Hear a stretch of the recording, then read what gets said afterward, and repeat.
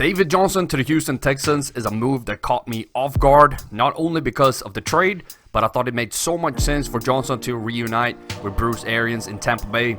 Think about it, it was Arians who drafted him, and Johnson had huge success in that offense. He's a pass-catching back, which is something Tom Brady has utilized better than anyone in the league. This was my dream spot for him before the move to Houston was made. And what a freaking move this was.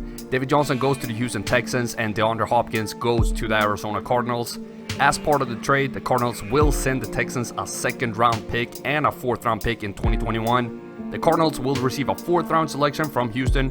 If this video wasn't about Johnson and the Texans, I will go deeper into my feelings of the trade, but I will just say this: what is going on? This is insane and I can't believe it happened.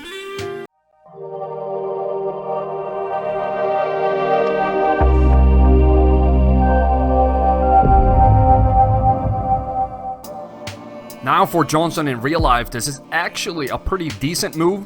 He was starting to lose his spot on the Cardinals as Kenyan Drake came in and played really well. Add that before Chase Edmonds was balling out, meaning Johnson was almost looking like a third string back on that team, which is a pretty steep fall from grace over the last couple of years. Johnson has been plagued with some injuries, but I would like to talk some numbers in Arizona just to paint a picture of how badly he's been schemed for when he's been healthy. In 2018, when he played 16 games and finished as RB9 in PPR, he had 61% of his carries called up the A-gap. That is a run on either side of the center and one of the guards. How easy it is to defend against this, you might ask? Well, in 2018, with this play calling, DJ had 3.8 yards per carry in the A-gap. In 2019, when the play calling was changed, he had 4.1, which is a pretty big improvement when it comes to yards per carry. This is not the end of terrible play calling for DJ though.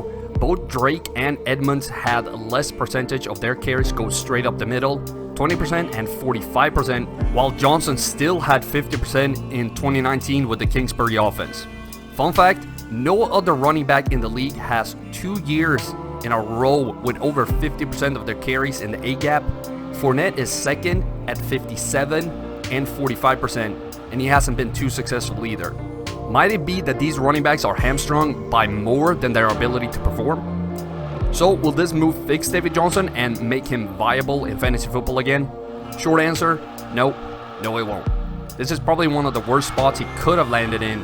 The Texans tend to call a lot of plays that bounce the ball outside the tackles for their lead back, and Johnson just doesn't have that anymore.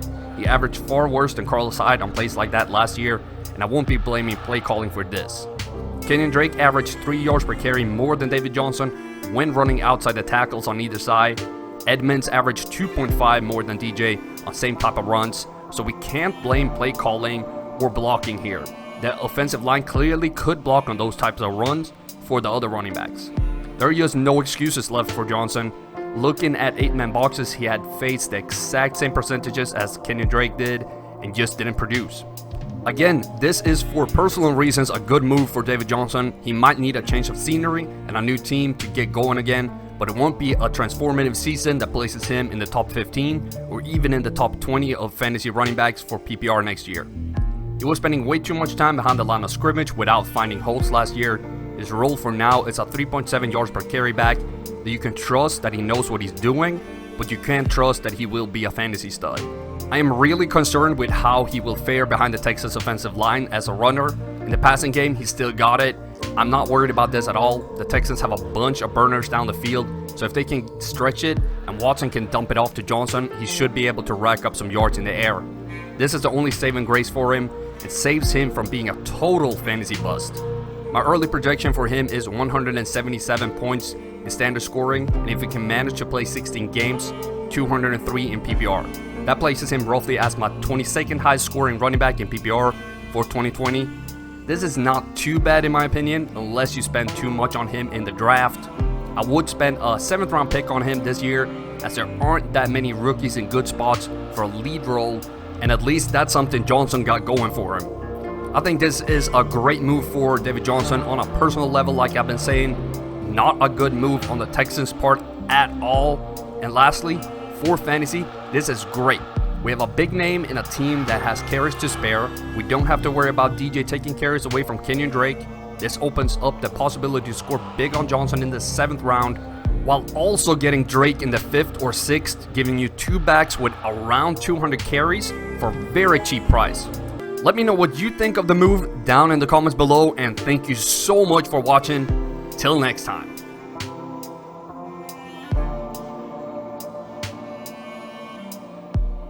Hello Fantasy Faithful, I hope you enjoyed that video. Don't forget to check out more of them right here and here. In case you haven't done so already, be sure to subscribe to the channel and turn on notifications so you don't miss a beat.